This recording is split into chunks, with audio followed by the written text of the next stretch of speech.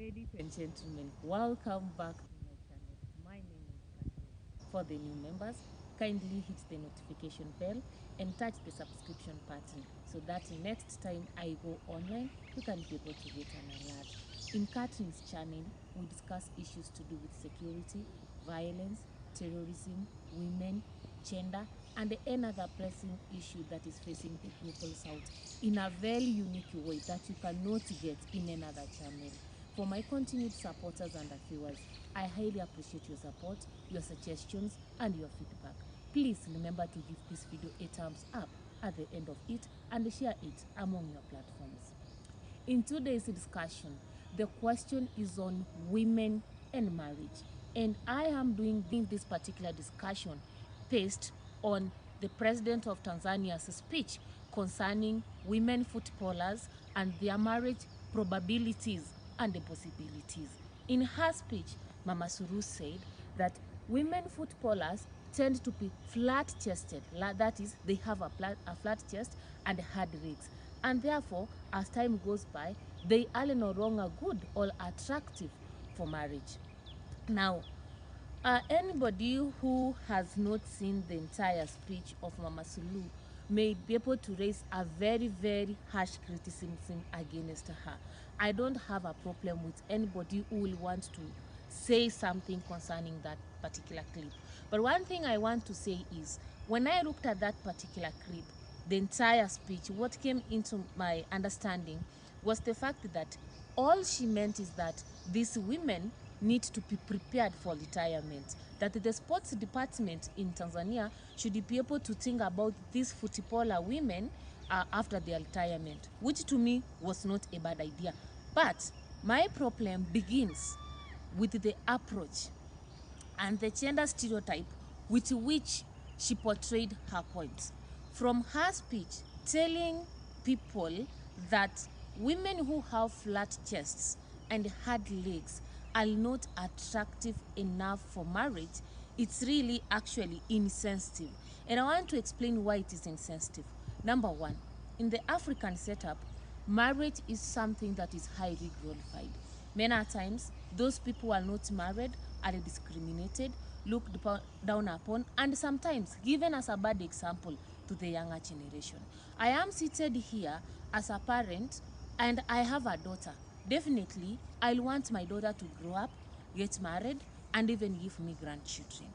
But the connotation that came with the speech that if women enter into football, all women footballers have flat chests and hard legs as time goes by, tells me that if my daughter wants to pursue football, or if my daughter wants to enter into sports that require a lot of energy, running, a lot of exercise, she may be unattractive for marriage and therefore cannot be able to attract a suitor in the future. As a parent, what will I do? I will not encourage my child to enter into sports. So you see, using marriage as an institution to talk about sports in a country or to talk about sports in general brings the connotation that you venture into sports, yes, but you lose your chance of getting married.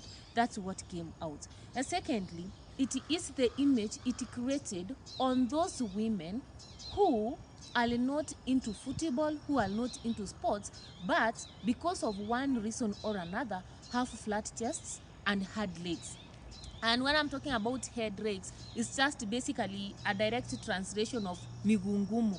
So the question is, we are taking care of footballers, women who have flat chests and hard legs. What about these women who are outside sports but have flat chests and hard legs? What image are we creating for them that they are not good enough for marriage? So in a way, we have categorically all profiled a certain category of women based on their looks and based on their physical appearances.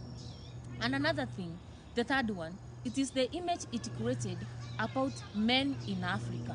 Mama Suluhu said, if you take a woman who has a flat chest and hard legs, and then you tell your mother that this is the woman I want to marry, your mother will ask you, is she a woman or a real man? So basically, what came out of that is the idea that in the African society, our men don't make a decision on the woman they want to marry, but their mothers look at the physical outlook of the suitors these men bring home, and they decide whether their sons are going to marry them or not. And what came actually out is that marriage in Africa is more of how you look, or marriage in this society it's more of how a woman look than what is inside of a woman, which I believe is not true, or which I believe that we are no longer in that society where we could see that she's so beautiful, maybe her dowry is a lot, she's so hardworking, her dowry is a lot, and so forth. So basically what I want to say that while the president of Tanzania had a nice point to put across in terms of engendering the sports industry in Tanzania, she missed a point where she used gender stereotypes that were skewed in a way that they are insensitive to a certain category of women in terms of their physical appearances. And even this raised a question on my side concerning even our women in the police force and in the security sector who go through the same training as men, very hard exercises, very hard physical exercises, running up and down, fighting and so forth. Eventually, they also become those hardened women. So what is she trying to tell us? That our police women are not good enough for marriage?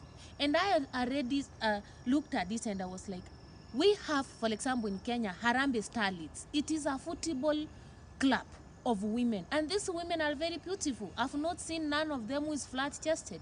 I've seen teams like Arsenal, they have women footballers, and we have seen very beautiful women in those clubs. So what I want to say is actually there is a lot of profiling about women, especially women who enter into the domain that is traditionally regarded as a male domain. And this profiling of women, looking at their physical appearances and making conclusions about them, is what is discouraging our young women from entering into these careers and domains that have been termed masculine professions. And therefore, what I could tell people outside there, helping a woman, giving support to a woman does not necessarily require that you tap into their physical appearance. You tap to what has been traditionally regarded as feminine or masculine something. If you want to help women, help them. And that's all. Thank you so much.